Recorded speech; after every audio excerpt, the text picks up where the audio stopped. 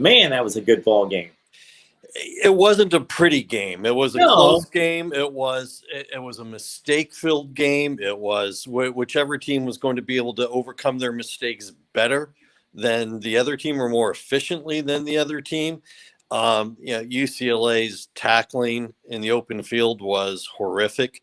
The stats for the offenses were good. And if all you do is look at the stats and you look at UCLA had 549 yards of offense and USC had 444, and DTR was 30 of 36 for UCLA for 364 yards and 4 touchdowns, but 2 interceptions. One didn't come back to bite them. The other one did.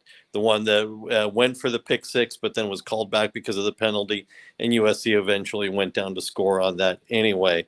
Keaton Slovis got off to a slow start, but the UCLA defense was playing so far off the receivers that in the second half, you saw them repeatedly just peck down for 10, 11 yards, and you knew that something was going to open up downfield later on. And he hit Tyler Vaughns with a 38-yard touchdown. Vaughns actually made a terrific diving catch. But you knew that once he was going to get in that rhythm, because he wasn't being flushed out of the pocket very often.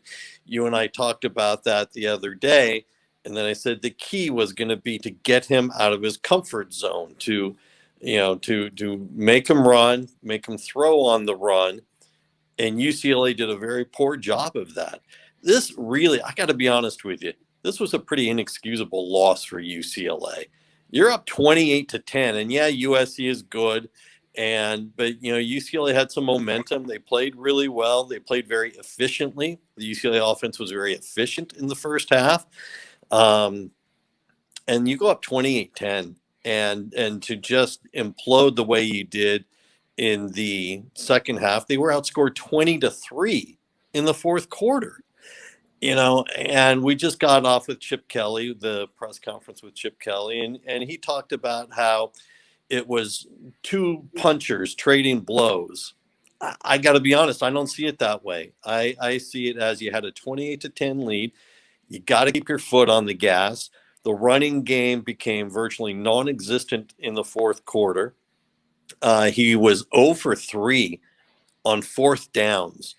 And the last one where he had Keegan Jones in, his third string running back on 4th and 2, really trying to hold on to the game. And you got to wonder what the thinking was with that. And we asked him, and his answer was, well, he was the one who was in the game at the time. Wow. That's really not going to fly too well. And so, it looked like Nicholas Barmera was going to be the hero with the field goal, towards the end. But then special teams gives up, 50-plus yards on the kickoff return. These are the kinds of mistakes that you cannot have against a USC team who is not playing their best game by any stretch of the imagination, but playing well enough. And with the talent USC has, you can't make those kinds of fundamental mistakes. It really is the tackling on Drake Jackson's Drake London, on his first touchdown. We counted in the booth, he broke 6 tackles on his way to the end zone. You can't have those kinds of plays and expect to beat a quality team like USC. We talked to Dorian Thompson-Robinson a few minutes ago, and he said the locker room was the quietest it's ever been in his entire time at UCLA. That it's basically a crushing loss. The only upside is because of the weird Pac-12 schedule, they will get to play again next week. We don't know against whom yet. The rumor is it's likely to be Stanford, and it would be here at the Rose Bowl. So there's that. They get to go back to practice on Monday and try and fight for a winning record.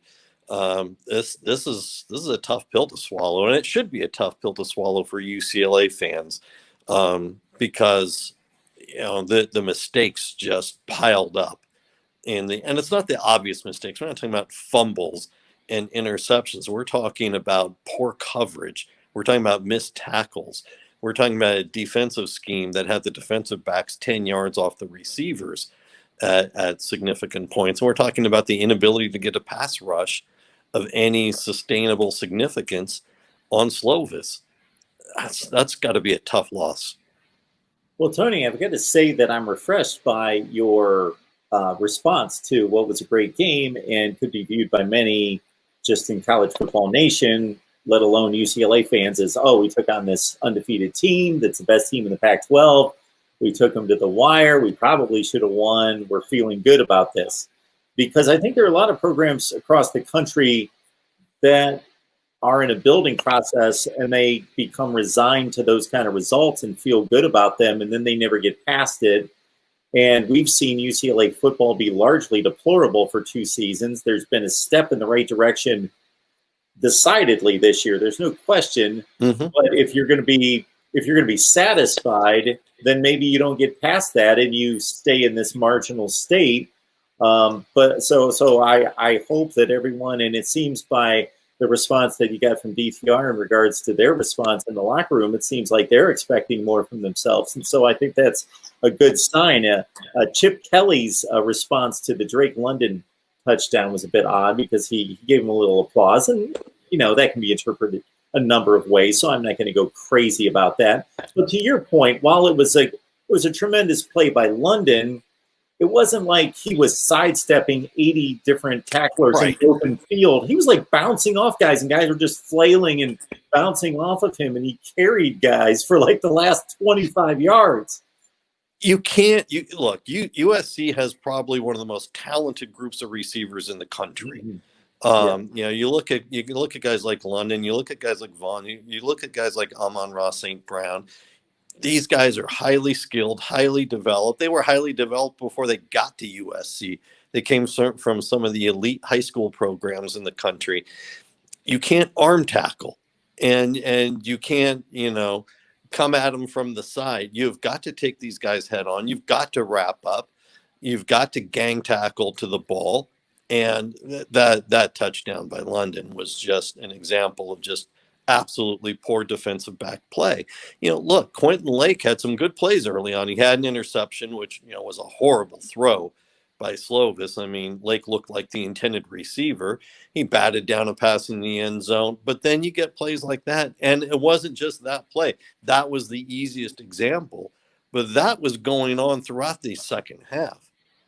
And you can't, you had SC cornered. You had them where they had no running game. SC only had 30 yards of rushing, net yards of rushing in the first half. You had confined them to being a one-dimensional team, and, you couldn't sustain it. You couldn't keep it up. That's what it feels like with this game, honestly, is there's no crowd here to get a vibe from them, obviously.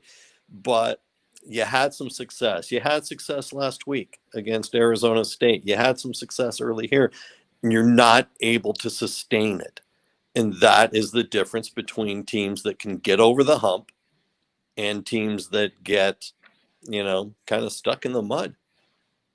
Flipping to the USC portion of this, do we have a definitive alternate plan from the Pac-12 of what they would do if Washington's not able to play? Because 2 theories out there are that, of course, they default to the second place team, which is Oregon, 3-2, or get Colorado back in the mix as the second seed overall and let them play USC. I think if Colorado had won today, or at least put up a better performance, they'd have a better argument. Yeah. They could say we're undefeated, and the only reason we're short a game is because USC had, COVID issues. But they didn't play well. They played well in spurts. They didn't play well overall against Utah. And I think it detracts from their argument of belonging on the field for the conference championship. So I tend to think we will see Larry Scott take the safe route, which is to take whomever is next in line in the North if Washington can't play, and go from there. Looking at all of college football, Tony, do you have any idea what happened tonight at the Swamp? Probably 10 to 15 minutes before the conclusion of the of your game. Yeah, we saw some of it on the monitors, in there, and wow. I mean, wow. It's costly for Florida. Yeah. So there's a Florida defensive back, Marco Wilson, who committed a personal foul or unsportsmanlike conduct. He threw his shoe. Right. Yeah. Okay. You saw that play. Yeah, we did see Crazy. that part. We were kind of watching it off and on while, supposed to be watching the game we were covering. It's hard when you've got so many monitors in there. Yeah. Well, it's great to have a full slate of, well, again, depending on the guidelines, a full slate of Pac-12 football and Big Ten football. I kind of like this idea of Big Ten championship, Pac-12 championship weekend of getting everyone involved, and maybe that'll take off in future years. Yeah, I mean, it could be. I mean, it's, the Pac-12 clearly seems to follow the lead of the Big Ten. When they shut down, they did it after the Big Ten. When they came back, they did it after the Big Ten. And they took a lot of the same models. So we'll see. It'll be interesting. It's another chance to get out there and play. If UCLA wins because of so many changes in the postseason and the bowl games, and teams who are bowl eligible opting out because their players are just done, they're ready to go home, call it a season. BC has done it, Pitt has done it, and because the NCAA gave a 1-year kind of freebie with regards to conference tie-ins with bowl games. Look, 4-3 can get you in a bowl game this year. Who knows where and who knows when, and you get those extra practices that come with it. So there's that upside. It would have felt a lot differently if they had won this game tonight. Tony Siracusa from Last Word on College Football. I invite all of you, encourage you to jump on over to Last Word on College Football. You see Tony on our channel on a regular basis. The insight is always phenomenal. And with all this, the pandemic going on, man, did I lean on Tony months ago to weed through the Pac-12 mess for week upon week upon week. So we got through it. Yeah, we got through it largely because of your 90% contribution, and I just kind of came along for the ride. I appreciate that. Yeah. On over to Last Word on College Football. Tony does a great job there, and the rest of the staff as well. Tony, we appreciate it. Thanks for hanging out there at the Rose Bowl. No problem.